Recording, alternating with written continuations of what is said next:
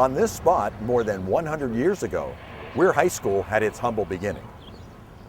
Hi, I'm Mike Guerin, Weir High class of 1972 and radio voice of Red Ryder Sports. Join me as we explore the history of Weir High School, which in 2016 celebrates its 100th graduating class.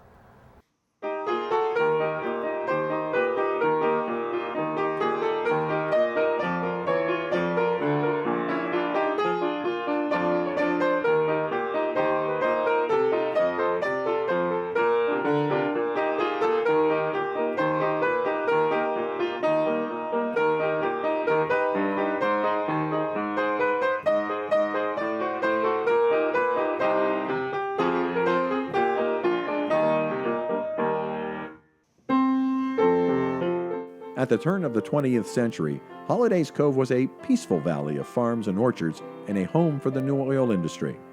A new wood-framed schoolhouse was erected in 1903 for the children of Holliday's Cove. Those wanting a high school diploma attended high school across the river in Steubenville. In 1909, tin plate producer Ernest T. Weir came to the valley and purchased the farmlands across the river near Browns Island.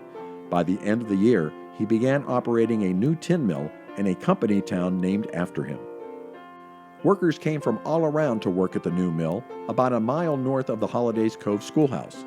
Just before Christmas 1909, fire destroyed the Holliday's Cove School, an incident thought caused by an overheated gas fireplace.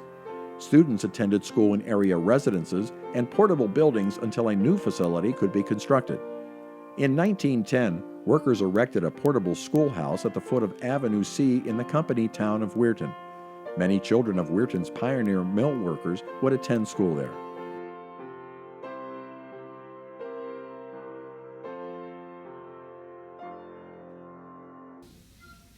By 1912, a new brick schoolhouse was built at the Holliday's Cove school site.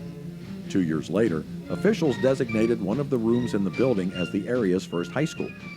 Named Butler District High School, it became a four-year school under the leadership of Principal A. McKendry. The year 1917 produced Butler's first graduating class and witnessed the Cove School building's final high school class. First to receive diplomas from Butler District High were Elizabeth Hahn, Mary Shakely, and Florence Stetson. Graduation ceremonies took place at Cove Presbyterian Church. By the fall of 1917, a new $50,000 building, located at Virginia Avenue and Orchard Street, was constructed for use as the new Butler District High. Soon the school was renamed Weir High in honor of Ernest T. Weir and his brother David. Baseball was the first sport organized for male student athletes, followed by basketball for boys and girls in 1918. Girls would continue to have a basketball team and phys ed through the 1920s. We had gym classes. Oh, we wore fancy balloons.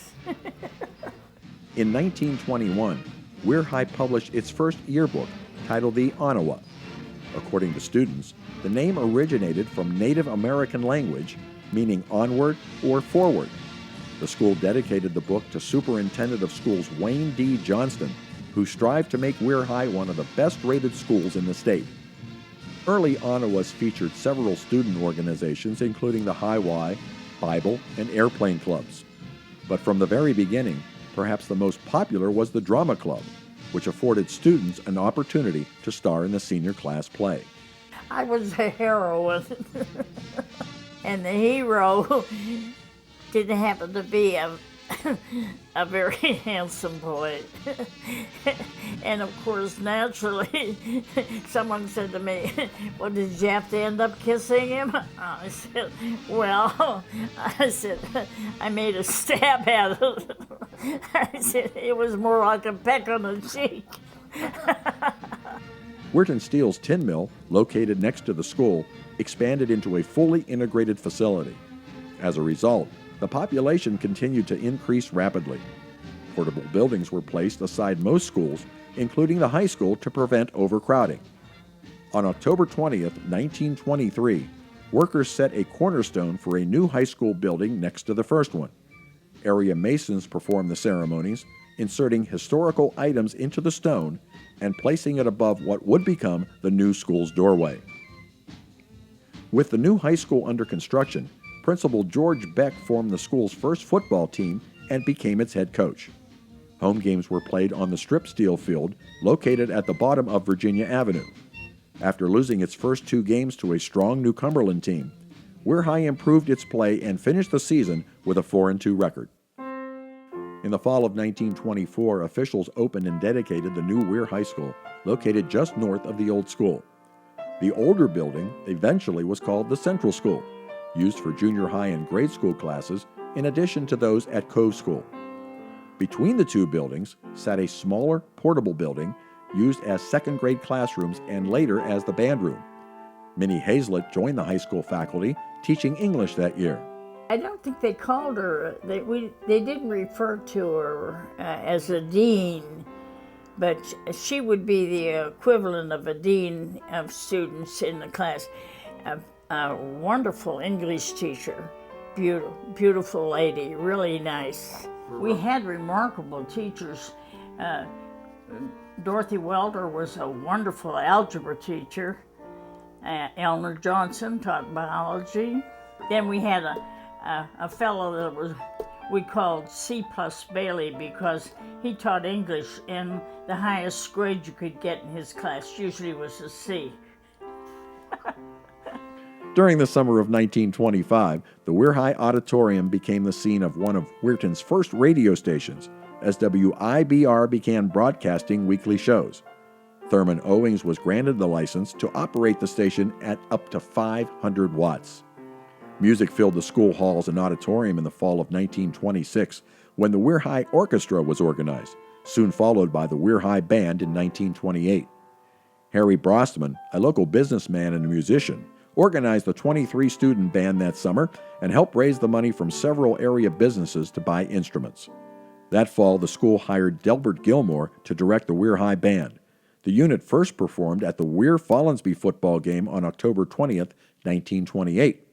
At their debut, band members wore white duck trousers, red and black slip-over jackets, and red and black toboggan caps. Gilmore also organized the girls' drum corps. Uniforms included navy blue skirts with scarlet jackets and navy blue berets. Betty Kessel served as corps leader for 4 years. In the fall of 1929, Carl Hamill, a graduate of Lindsley Military Institute and Bethany College, took charge of the school's athletic teams. Under Hamill's tutelage, Weir High sports teams would become recognized as the most successful and most feared in the valley. They were called the Scarlet Tornadoes, or simply the Hamill Men, until finally casting their nickname as the Red Riders in the early 1930s. Those were the days when coaches coached multiple sports. You know, nowadays it's specialized. You either have a football coach and a basketball coach, a track coach, whatever, baseball coach.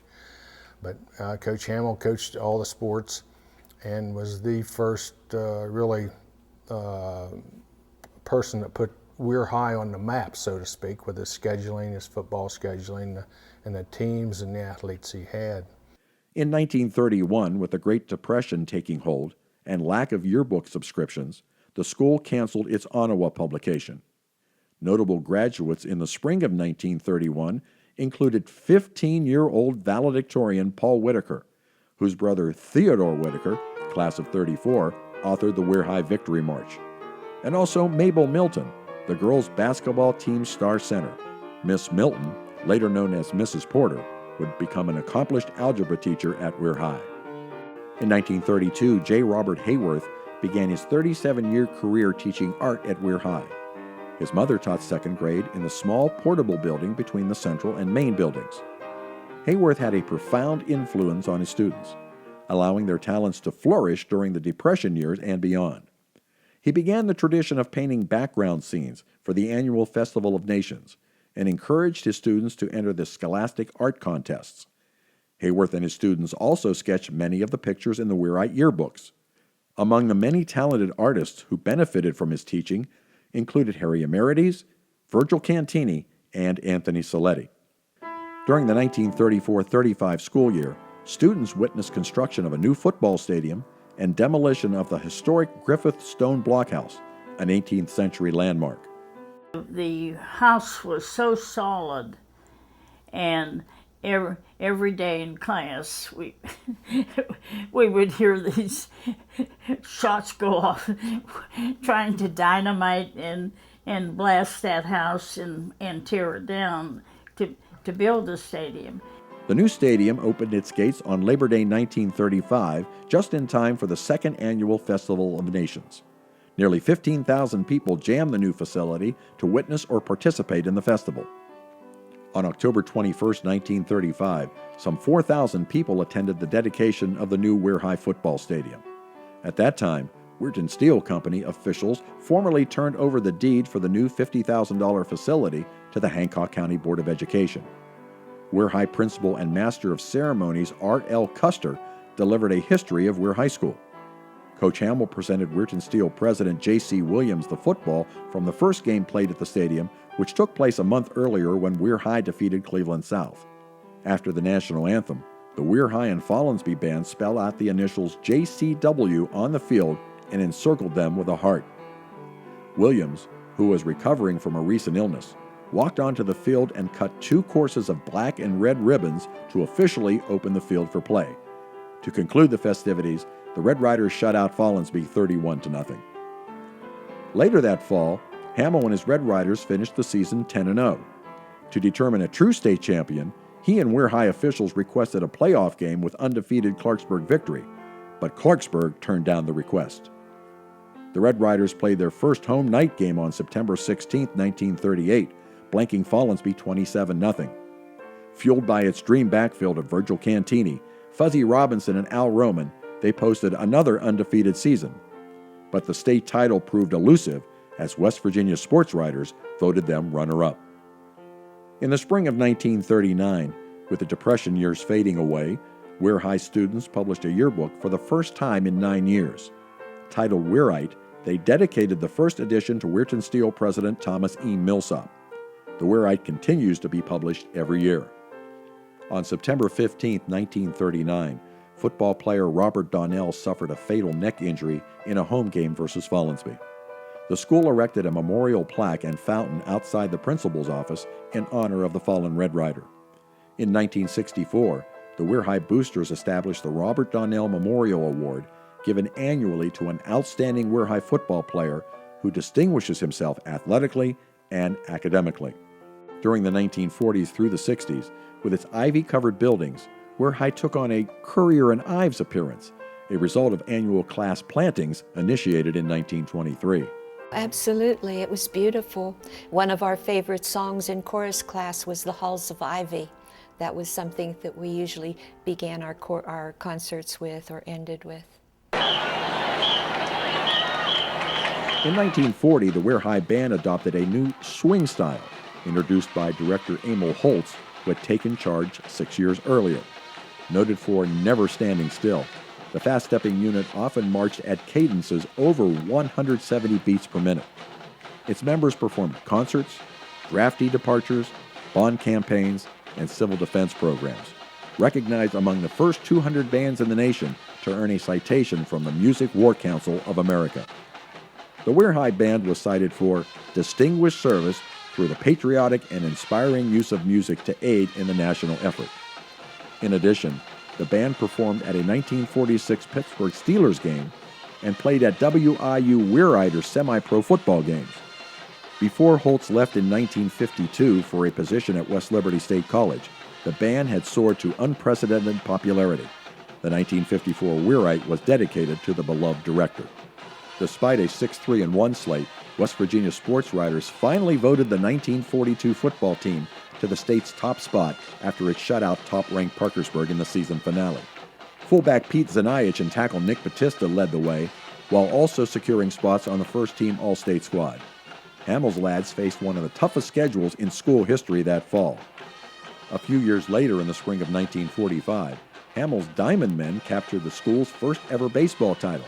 The Red Riders defeated heavily favored Parkersburg in the initial state baseball championship game. In 1949, the Red Riders recorded yet another perfect football season, anchored by All-Staters Jim Hanna, Ralph Patrick, Bob Pulis, and Stan Sappas. The Red Riders topped Milton 27-13 in the state's initial head-to-head championship game to finish 11-0. In 1950, the Red Riders rallied to defeat East Bank for their second state baseball crown. It would be Hamill's final championship, as he announced his retirement the following spring after 22 seasons of coaching. He remained at Weir High as a physical education instructor until 1955, when he was appointed Dean of Boys.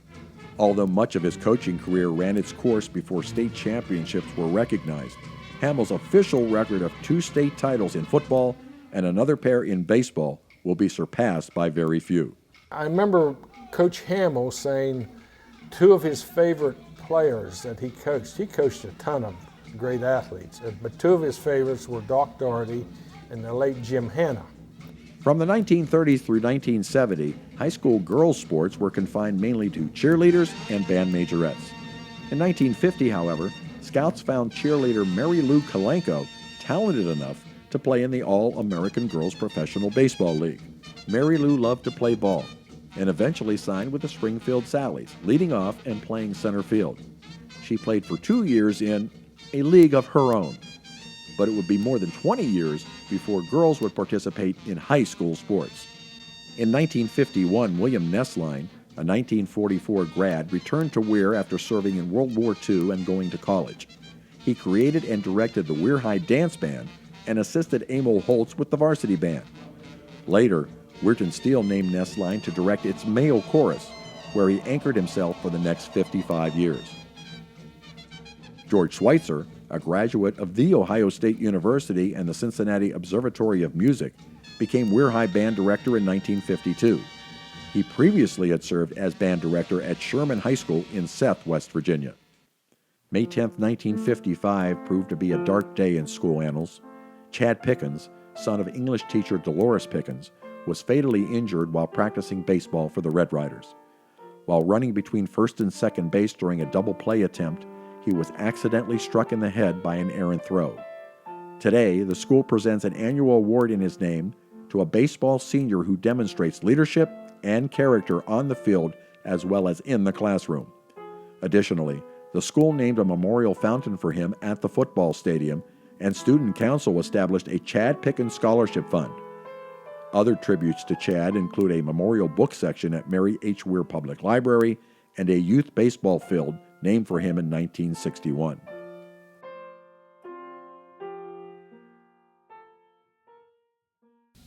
Also in 1955, officials desegregated Weirton schools, opening the door for blacks at Dunbar High School to attend Weir High. Dunbar band director Charles Turner was named Weir's choir director and assistant to Schweitzer. Other Dunbar faculty members joined Cove Junior High, with several eventually teaching at Weir.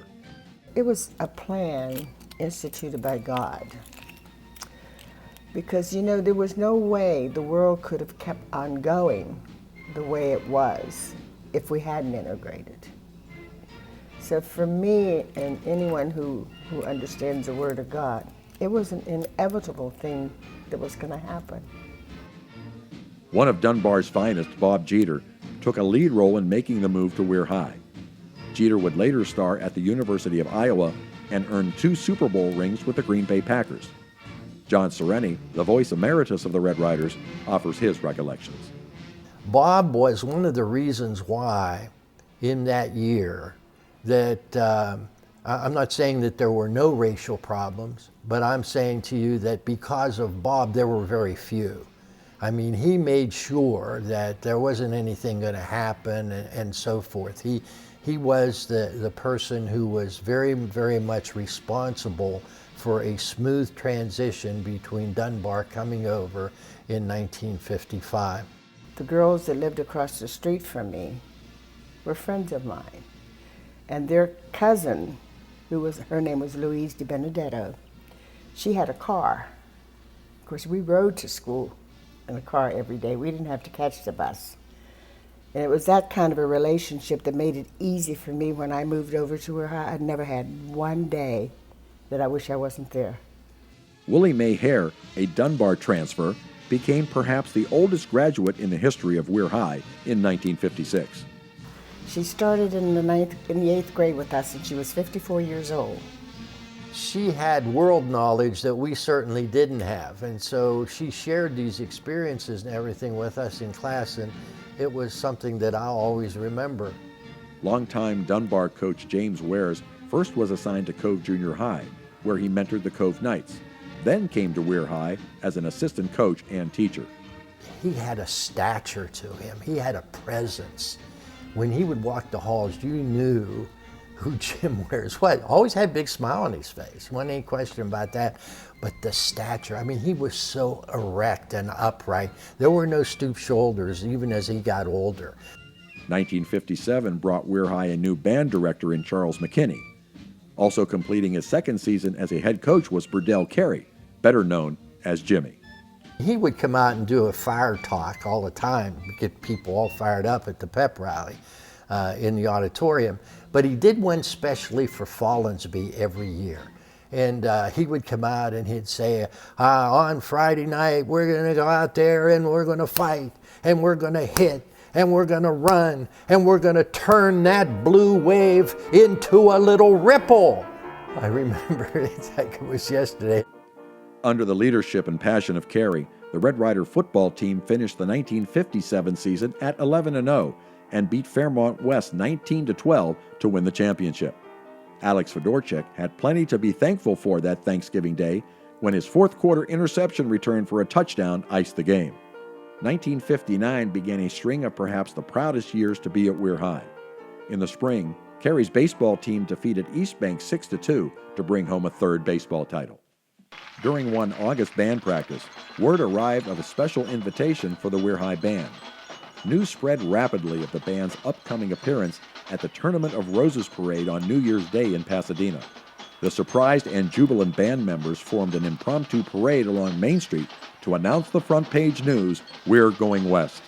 Chuck McKinney and Dale Lutton had the newspapers and brought it up, and I mean, it was just a feeling like you couldn't believe, to believe we were actually going to be marching in the Tournament of Roses parade. That was amazing. And from there, with all the energy we had from that hearing the news, we marched up through Main Street and up Orchard Street and up to the high school. And it was amazing to hear the news. Band members and families began a vigorous fundraising campaign, and they endured extensive practice sessions to prepare for the cross-country trip. Fundraising was almost constant. We sold Christmas trees, Christmas candy. We had a group called Hut Ho that helped us to help ourselves. And students, band members would go out and cut grass, shovel snow, do odd jobs around the house, just almost anything to make a dollar. Well, we were in almost every neighborhood asking the community for help and receiving great support from the community. And we'd go around and play, kind of like a little concert, keep the band in the public's view. Then came December 27, 1959, when the band departed Greater Pittsburgh Airport. Its members' main history on January 1, 1960, as the 144-member unit marched along a 7-mile stretch of Pasadena's Colorado Boulevard during the 70th Annual Tournament of Roses Parade. We were told by people who were helping with the parade out there that we were the only band that marched the full distance of the parade. We were prepared because we had worked. We were ready. Later in 1960, Weir's popular varsity band again found itself in the spotlight when it accepted an invitation to the Macy's Thanksgiving Parade in New York City.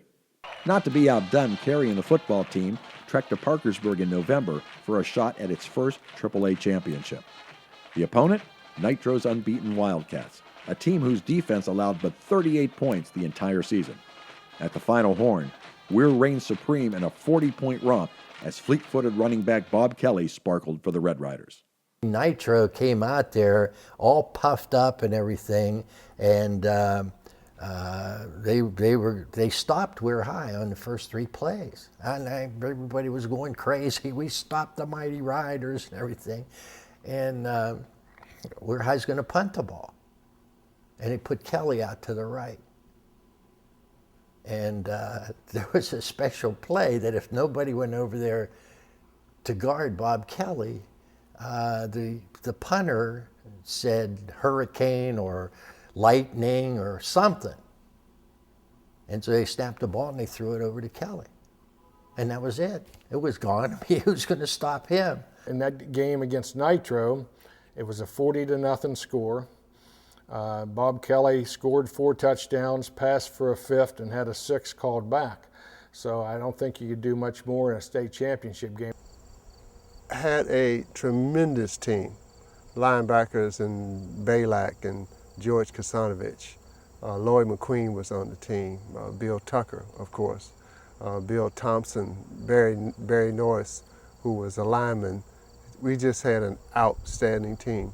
One of the things that the guys really enjoyed about playing with me is that I would reverse field sometimes. And when I was about ready to come back, I would raise my hand. So they would set up because they loved to throw blocks for me. They had an opportunity to just chop guys down. Members of the sports media unanimously selected Kelley to receive the coveted Kennedy Award, symbolic of the state's best high school football player. Kelley was the first Red Rider to receive the honor. That winter, Weir High's wrestling team took its turn to capture its first ever title under the guidance of Coach Carl Fodor. The following season, Carey and company delivered again as the Riders cruised past St. Albans 26-7 for their 3rd title in 5 years. Running back Bill Tucker rambled for 111 yards and 2 scores, while the stingy Rider defense gave up just 47 yards rushing. It was Carey's 3rd gridiron title as Weir became the first state high school to wear 2 undisputed football crowns.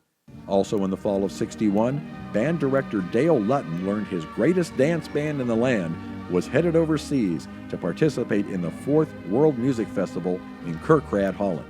When we heard this was amazing. I mean, we're going to Europe to march, compete with bands from all over the world. On July 18, 1962, after almost a year of practice and fundraising, thousands of people flocked to Greater Pittsburgh Airport to see the elite entourage of 116 band members, 6 chaperones, and 18 parents take off for the Netherlands. Under director Lutton and assistant Betty Lou Virtue, the Weir High Marching Band would compete among 215 bands from 21 countries. We stayed in the homes of the Dutch people. There was an organization that took all our rosters and signed us to homes to stay in. It's a great experience, great learning experience, and it worked well. They fed us, housed us. We performed for them. We performed the football halftime show because they wanted to know what a football game was like with bands, how bands would fit into athletics, and we showed them. At the music festival, it was Weir High's turn to shine as they performed in front of a field of festival judges and against the world's finest expert musicians. We got considered by the committee as being a big kind of professional band. Well, we weren't. We were kids. We were a high school band from West Virginia, and we competed with professional bands. In a field of 48 First Division bands, Weir High placed 3rd with 109 points and finished tops among bands from North America. 2nd place went to the National Band of New Zealand with 115 points, while Rosendale, Holland earned first honors with 116 points. The school later learned the band could have amassed 119 points and the #1 spot if not for some miscommunication involving permission on varying cadences. After a brief tour of Europe, these new hometown heroes returned to the States. Mayor David Frew and thousands of others welcomed them at Greater Pittsburgh Airport to lead them back to Weirton. And coming home, there was a parade in Weirton from the airport to the high school. There was a crowd at the high school to meet us. Everything we did, there was support. without the public, without the support, without people helping and standing behind us, we wouldn't have made it. So important. Kelley and the Red Ryder basketball squad accomplished another school milestone in 1963, winning Weir's first and only state basketball championship. Junior whiz Ron Fritz Williams fired in 35 points to lead the Riders past Logan 67-50. During his stellar high school career, Williams pumped in 2,235 points, averaging 23.3 points per game before advancing to play at WVU and in the NBA. You look in the record books at WVU. He's been going from WVU since 1968. You look in the record books and you look at assists. That's passing. That's point guards. Whose name's up the top? Ron Fritz Williams, still in there. Nobody's broken his assist records, and he still averaged over 20 points a game. You know, and so he was just a natural. If they would have had a three-point line back when probably Fritz would have had another 300 points on his record, because that was his shot. His shot was to come down the floor, top of the keyhole, and fire. And he would make that shot time after time. Probably the best athlete I've seen in the High Valley. And I'm saying that from a lot of years of just observing athletes. He was just sort of I guess the old saying, man among boys, advanced. Thing I remember about Fritz, probably more than anything, is his eyes. If you watched him play and you looked at his face, you see, he knew what was going on. In 2016, the gymnasium floor at the Carl Hamill Fieldhouse was named Ron Fritz Williams Court, honoring number 21 for his play in leading the Riders to 1 state title and 2 runner-up finishes. Now on to 1964, when administration, faculty, and students migrated to a new, modern 7-building campus on Weirton Heights. Junior high students filled the void inside the old ivy-covered buildings, which produced earlier Weir High graduates. The new high school was officially dedicated March 8th. Tennis entered the spotlight on May 23, 1965, when senior Mike Miller swept through the state tennis tournament in Huntington. The unseeded Miller defeated 5 consecutive opponents, including the top seed, in fairly easy fashion to win the singles title. In the winter of '66, Coach Fodor and his Mat Men captured the school's 2nd wrestling championship, tasting victory in every dual match along the way. As the '70s rolled in, changes filled the air for female students. On November 25, 1970, the school permitted girls to wear slacks for the first time. Then in 1972, President Nixon signed into law Title IX of the Educational Amendments, granting females an equal opportunity to play sports and gain equal time on the gym floor. I still remember this till this day.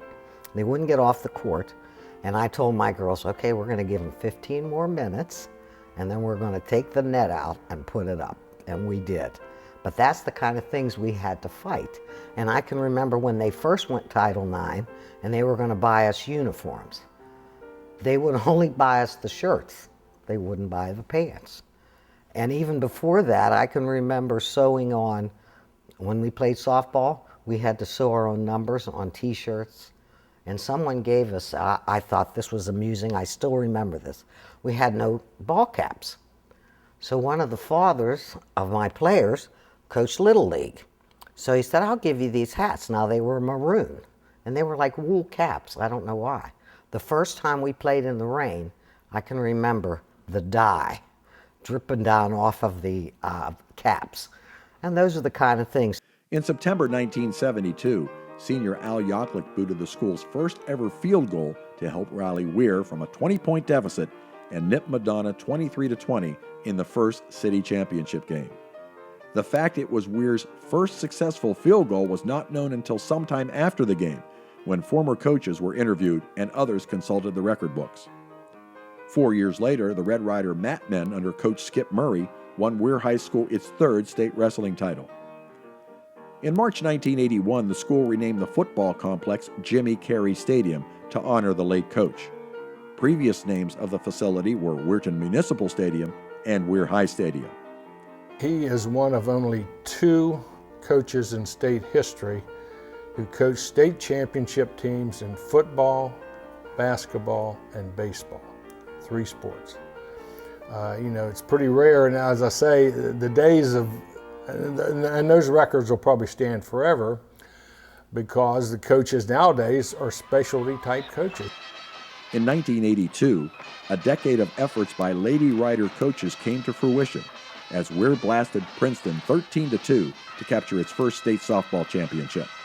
Besides being the first title won by a Lady Rider team, it also was the first Weir girls game broadcast on WEIR radio. Well, it was interesting because when we went down, that softball field didn't have any press box, didn't have anything, so, and there was a slight drizzle. So I got the telephone line put out to the fence in right field, right there. And it was one of those cyclone fences, it had a pipe. So I got my golf umbrella and I put it in the pipe at the end of the fence. And I got I had a card table with me because I knew they probably didn't have a press box. So I had a card table and I set up my equipment. And my equipment fortunately ran on batteries, so I didn't have to plug it in. There was no electricity out there. And I sat there under that golf umbrella in right field in the foul territory and broadcast that softball game. And he put it on the radio. And I still remember Mr. Grossi, who was the principal. He got so excited, the secretary told me he knocked the radio off of the counter. He was getting so excited about the game, so it was an exciting time for us. The early 1980s would bring needed renovations and a new building to the school complex, which underwent varying degrees of construction through 1985. Junior high students moved into buildings D, E, and F, which later became the middle school. Renovations for the addition to the high school included a new gymnasium auditorium, new theater, and new band room. The lobby included concession areas, glass-walled trophy cases, and a Hall of Fame wall. Also during the renovation process, all school buildings were interconnected. The new gymnasium facility, appropriately enough, was named the Carl Hamill Fieldhouse. At the high school, there was A building, B building, C building, and G building, and it was always a mystery what happened to D, E, and F. Well, D, E, and F became part of the new middle school up there, so they're still there. The 1990s brought more success to the sports scene. In 1994, the Lady Riders, under coach Roberta DeFrancis, captured their second straight AAA softball championship by crushing Logan 16-1. We were the last team to win that championship, the 1994 one, that was AAA. Right after that, we moved to AA. So I thought that, I was very proud of that too. In the fall of '96, the Lady Riders accomplished another first as they won the state volleyball championship.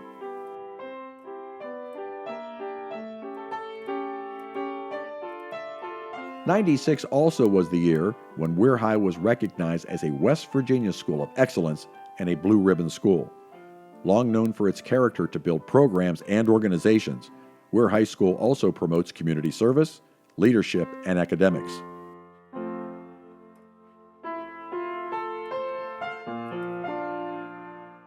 The school adopted the Ottawa chapter of the National Honor Society in the early 30s to promote and encourage scholarship and complement the school's competitive athletic spirit. In 1969, the Ottawa chapter was renamed in honor of longtime principal John C. Greer, who sponsored the group for many years. Faculty member Amelia Mergen followed Greer and was a sponsor for many decades. In 1998, Weir High earned the AA football championship by going 14-0 under coach Wayne Neely. The Red Riders nipped DuPont 20-17 behind tailback Quincy Wilson's 2 touchdowns. Wilson, who went on to star at WVU, became the third Weir High football player to win the Kennedy Award, following Bob Kelley in 1960 and Keith Jeter in 1988. Wilson would finish as the school's all-time leading career scorer and rusher. Another first occurred for Weir High during the 1998 championship season. Jacqueline Varner stepped onto the football field as the first female to land a spot on a varsity roster. The state baseball championship trophy returned to the campus in 2004, when coaches Bill Smith and Jason Engel led the Riders to a AA title over Shady Spring.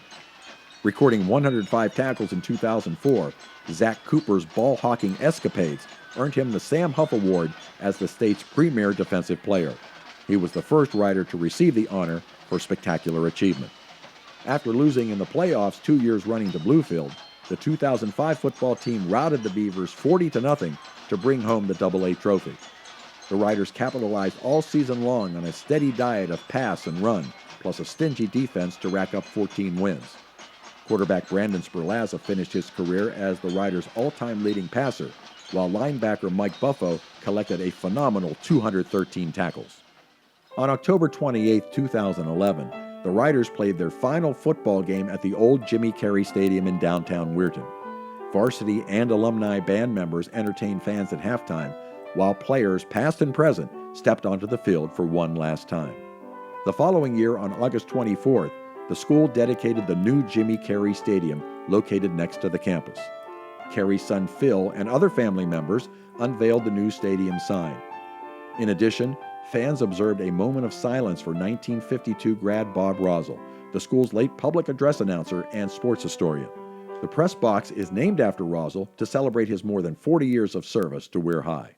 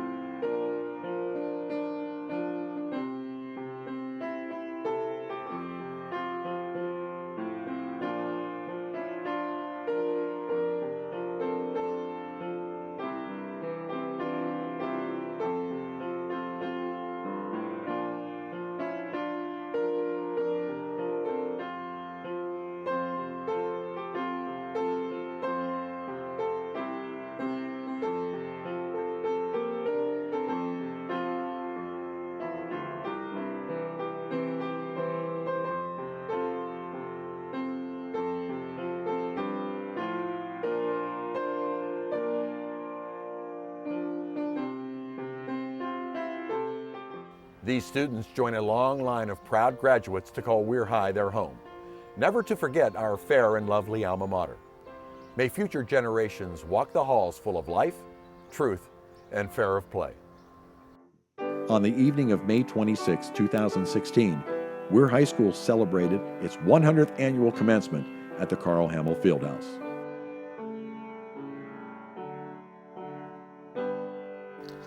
But one of the greatest things is the 100-year anniversary. That's just tops it off. It just finishes, not finishes, but just starts the second 100. We built our stairway to the stars and the hallways, the warm, strong hallways of Weir High. And that we were.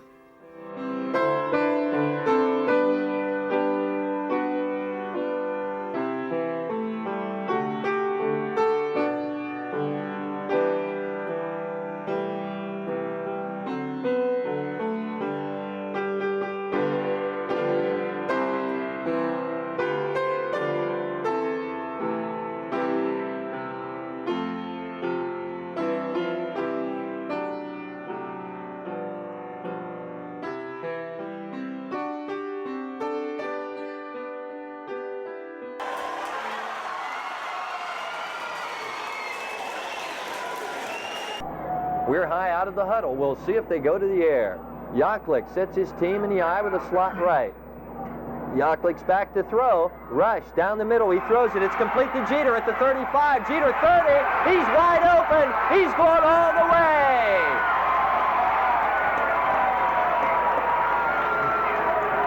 Curtis Jeter caught the football at the 30-yard line. Broke 2 tackles at the 25, and from there it was all the way to pay dirt. And the Red Riders put 6 on the board, and they lead the Mohegans now by a score of 6-0. 7:06 left to go in the first quarter of play. Yaklik will attempt the extra point. Eric Frankovich will hold. Here's the snap. It's down. It's up. It is good. With 7:06 left to go in the first quarter of play, the score, Weir High 7, Morgantown nothing.